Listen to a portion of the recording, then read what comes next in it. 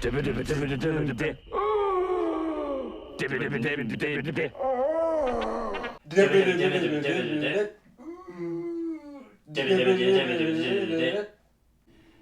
truly, Brevin Thompson, is back to continue my 4th annual Halloween special with Shaun of the Dead, directed by Edgar Wright, and stars Simon Pegg and Nick Frost as two best friends who have known each other throughout most of their lives. Shaun, played by Simon Pegg, is having some minor issues with his life. I mean, mostly because of him having no direction in his life and is falling out with his girlfriend.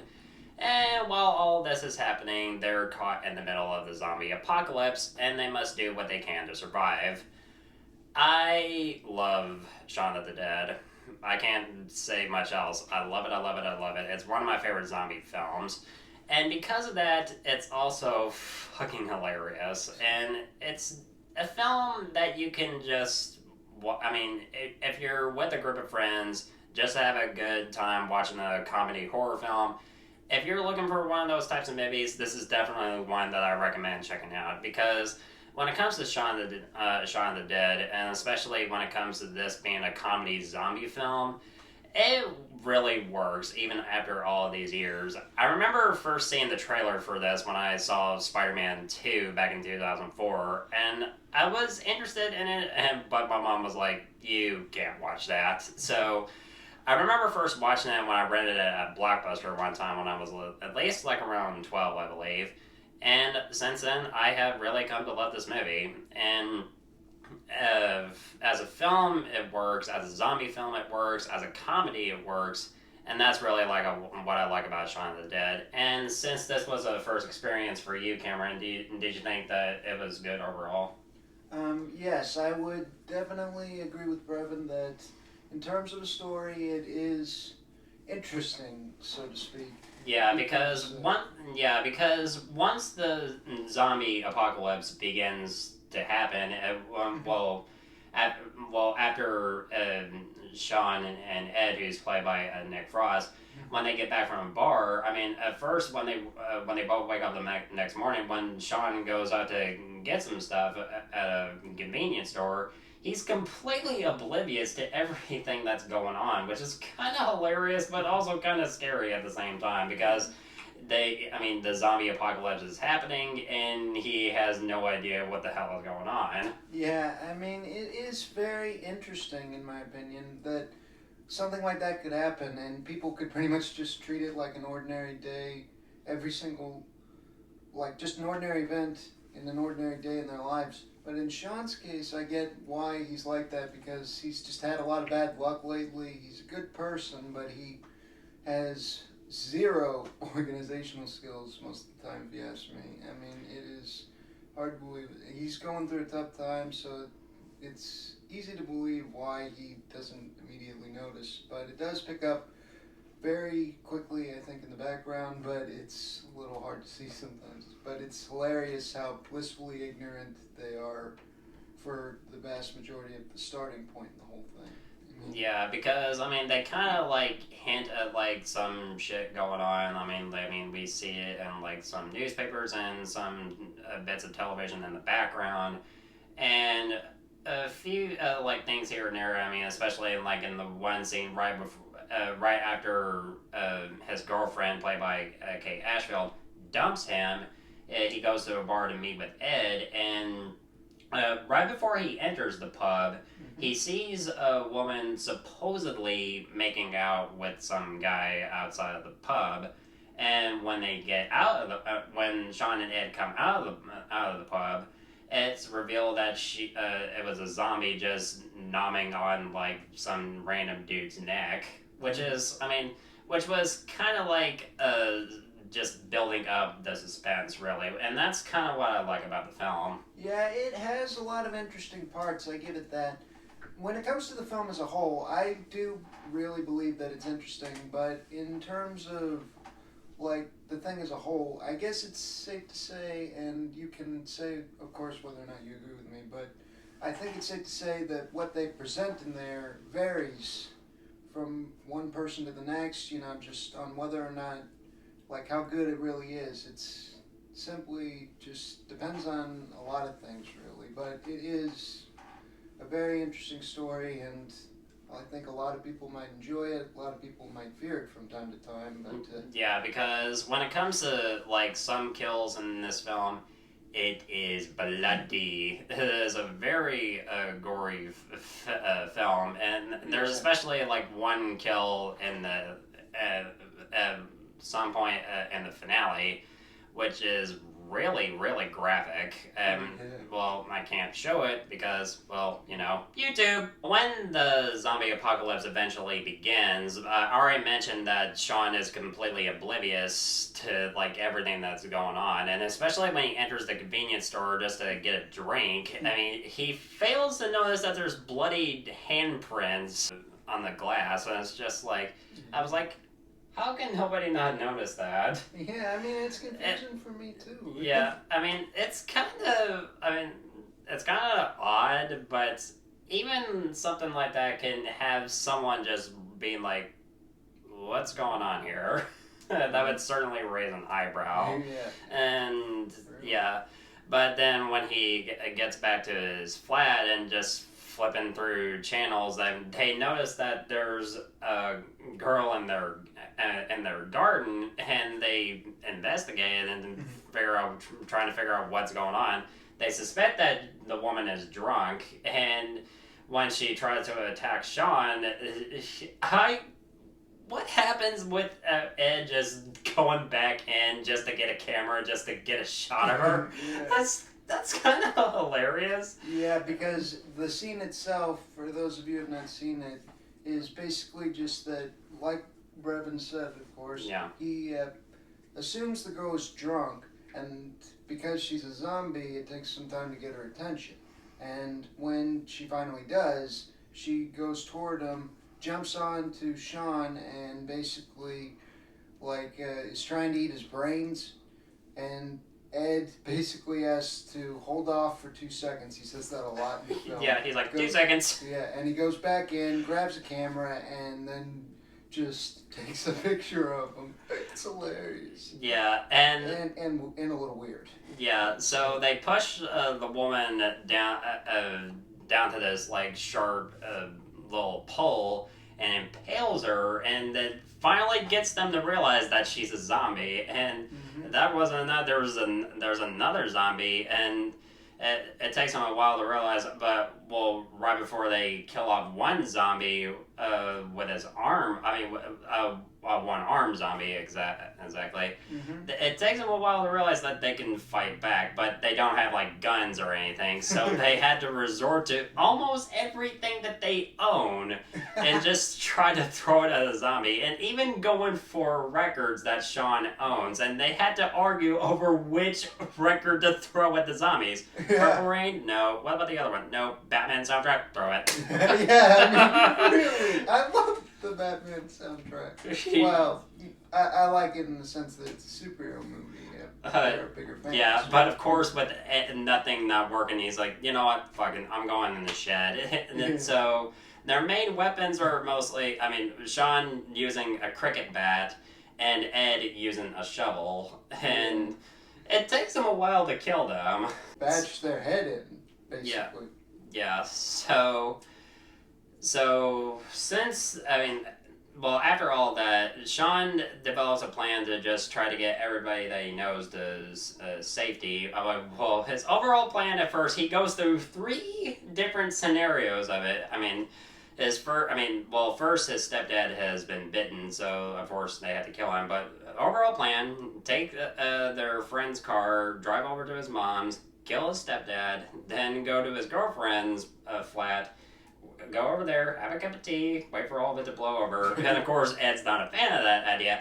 The second scenario: take the friend's car, go over to his mom's, kill the stepdad, go to Liz's, Shaun's girlfriend, bring him back to Shaun's place, have a cup of tea, wait for everything to blow over. And of course, they're like, you know what? This place isn't entirely safe.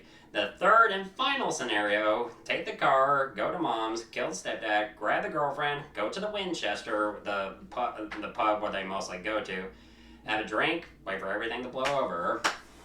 Perfect. Yeah, and I really like how these scenarios are tightly edited. Just like not a lot of people talk about the cinematography and its editing. I think it's pretty well done, especially for a film like this. I can definitely agree with that. To be honest, a couple of times I couldn't tell if it was a hypothetical scenario or if this was one of those things in a movie where they talk about the plan and they do that, but it turns out that during the whole time while they do that, they're actually doing the real plan up until they get interrupted and they realize something's wrong, then they have to improvise. But, then I found out, it's really just the hypothetical plan, but the point is it's actually pretty interesting how it's hard to tell the difference between then and the real thing. Yeah. You know what I mean? Like how some movies are like that? Yeah, I can get what you're saying. So how they execute this master plan, as I like to call it. So they start off by using their friend's car, and then they go to his mom's. And I like how Ed knows that Shaun's stepdad's car as a Jaguar, and he's like, "Oh, good lord, that's beautiful." And what he does, he smashes the car that they already were driving, just so they can use it as an excuse, so they can use it later. I mean, the Jaguar. I mean. Yeah, I mean, really, I honestly thought that when he did that, I didn't know if it was for a purpose or not. I thought he was just being an idiot. Yeah, well, he is an idiot, and he and Shaun's even got to him, and he's like, "You were already parked." Yeah, I mean it's a little odd, but it's hilarious. Yeah. So they get his mom and his stepdad, but his stepdad is eventually bitten by a zombie. Then they're forced to take the Jaguar, and then they go to his girlfriend's flat.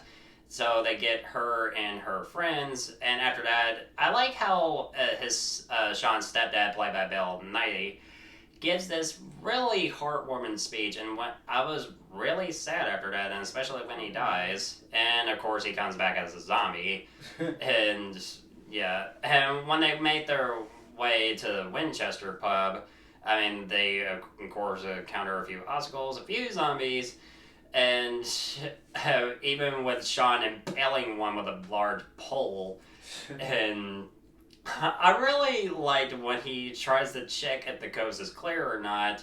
He's like, "No, there's lots of them." Really? And I like that the one guy played by Dylan Merritt, that character, by the way, how he handles things near the end of the film, he's a complete idiot. Yeah, I believe his name was David. David, yeah. Yeah, I mean, seriously. I mean, he's not like insanely stupid, not that kind of idiot, but he's like just like how he eventually we'll get to that later. Yeah, I mean, it's really hard, like trying to get him to understand how difficult this situation is. I mean, we really just got to stick together, but he's got his own agenda. He just doesn't trust Shaun. It's kind of I get that. It's stupid. Really. Yeah, and how they plan to get past the zombies is really clever because his girlfriend, played by Lucy Davis, who is her character is a former actress. So their best way to try to get past the zombies is act like zombies themselves, which I think is pretty clever. Yeah. And how they go with their zombie impressions, and with Ed doing it. That was just that's really hilarious. Yeah. I mean, if I was in this film, this would be my zombie impression.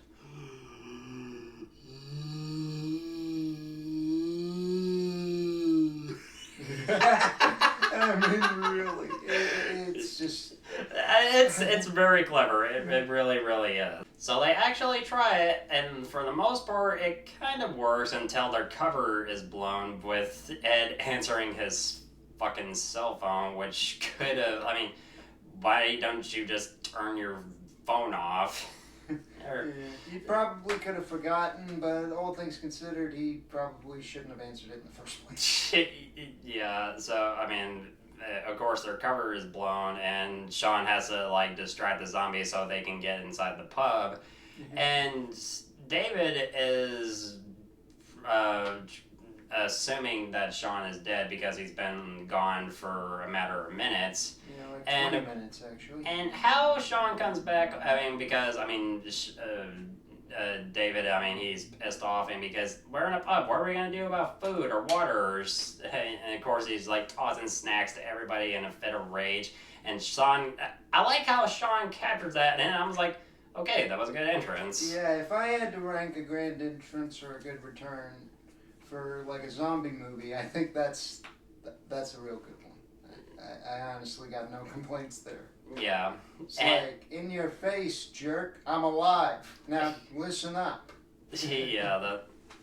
That would be more of an Ash Williams entrance, honestly. But I mean, I would still go for it. And one of my favorite moments in the film, I mean, well, I'll get to that in a second. Shaun realizes that the zombies have followed him.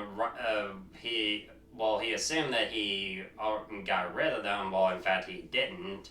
And the pub owner, who turns out to be a zombie, surprises them and accidentally turns on the jukebox playing Queen's "Don't Stop Me Now." And what would you? I mean, this scene could not be complete without our main characters beating a zombie. I mean, trying to beat a zombie to death with pool sticks while having Queen's "Don't Stop Me Now" in the background. That was just so perfect. Yeah. And I love Queen. I mean, if I had to go back in time, if anybody asked me this, if I can go back in time to see any band live, I immediately answered with Queen. Yeah. I really like that song because it's been played in a lot of different films that I personally enjoy, such as Shazam and Sonic. Very nice choice on that regard. Oh, yeah. And I will admit that the actor who was the pub owner, I mean, was a stunt performer, and he insisted on them just whacking the shit out of him. Yeah. And I just gotta respect that. I mean, willing to take a beating just to get a scene right. Yeah, I mean, that's dedication right there. Yeah, that's real dedication. They finally realize that they have a gun that they can use, a Winchester rifle, because a large majority of the film they mostly rely on blunt objects because guns aren't as accessible as they are. I mean, well, guns in the UK are not as accessible as they are in the States, at least at the time, as far as I'm aware. And it takes them a while because to like try to like figure out how to operate the damn thing, and Shaun is mostly like operating the rifle, and he's a bit of a bad shot, but it takes him a while to get an actual headshot. I don't know if I'll keep that in there. No, fuck it, I'll keep it in there. There's a serious moment of tension when it's revealed that Shaun's mom is revealed to have been bitten and she eventually dies. And this causes an immediate friction between the group, arguing that they must kill her, otherwise she's going to come back and kill all of them. Yeah. And, I mean, they keep arguing back and forth, and when she eventually comes back, Shaun makes the ultimate decision and flat out shoots her in the head, and it's really sad. Yeah, I mean, I don't even have words to describe how sad that is, not to mention just how messed up everything that day has become for them. I mean, you're a guy who has, like, so many problems organizing your own life. You lost your girlfriend. You're in the middle of a zombie apocalypse. You had to kill both your stepdad, who you thought hated you, and then it turns out he loved you. And then you have to you have to kill your own mother in a pub surrounded by zombies. I mean, I don't even know how you do that. It's kind of a shitty day. Yeah. That's putting it mildly. No, yeah. And the of course the zombies like bust in, but not before making David their human Happy Meal, as I like to refer it. And when it comes to David's death, it's really graphic. So tension begins to rise and rise as the zombies, of course, break into the pub and they all can try to survive. Diane just goes out into the pub. She goes out of the pub and uses David's leg as a blunt object, and we never see her again, by the way. So. Yeah, we just don't know what happened to her. Whether she made it or she's dead. And their flatmate Pete, who comes back as a zombie, bites Ed on the arm when he gets him in a headlock, and another zombie bites Ed on the neck, and it's just like one of the main characters is also about to die, and one that's really close to Shaun, his best friend. That's just, losing his stepdad, his mom, and his best friend all in the same night. Yeah, really, as messed up as the movie gets, honestly, I just don't know how you deal with that. But I'm glad that, they find a way somehow. Yeah, because once they take cover in a bar, I like how they accidentally forgot their shells for their rifle, and once they go off, they start ricocheting, and the bullets hit several zombies in the head, which is kind of clever. Yeah, and I think they pretty much came back and hit each other in order to set the next one off. That's definitely clever. So they take a cover in the cellar, and they feel like all hope is lost, and they even consider suicide because they only have a limited amount of ammo left for the rifle. But then they realize that they can still escape, while Ed stays behind while Shaun and Liz make their escape. Mm-hmm. Yeah, that's quite the sacrifice on his part. All those times that people thought he was an idiot, yeah, he was an idiot, but he was also a good man.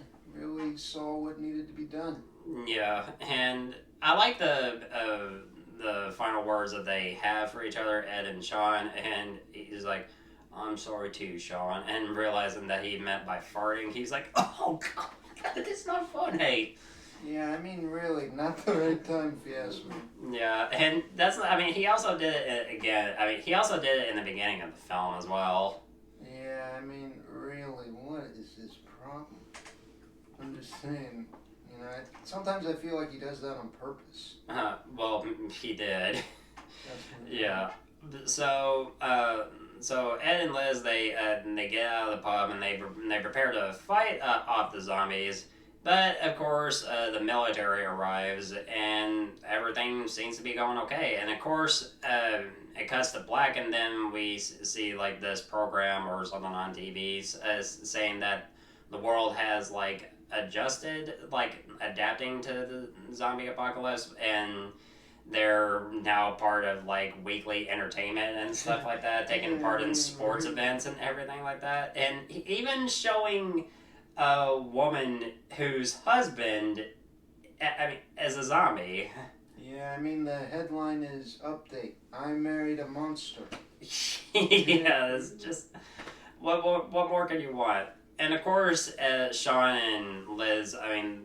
After that, their relationship is all patched up, and then we see Shaun go to the shed, and we see Ed, now a zombie, although he's chained up, and he keeps him alive so they can play video games again, which is kind of, it's definitely a bittersweet ending. And of course the film ends with the Queen's "You're My Best Friend," which I think was a perfect song to end the film, in my opinion. Yeah, I would definitely agree. Since they really were best friends, I think that was quite the way to end it.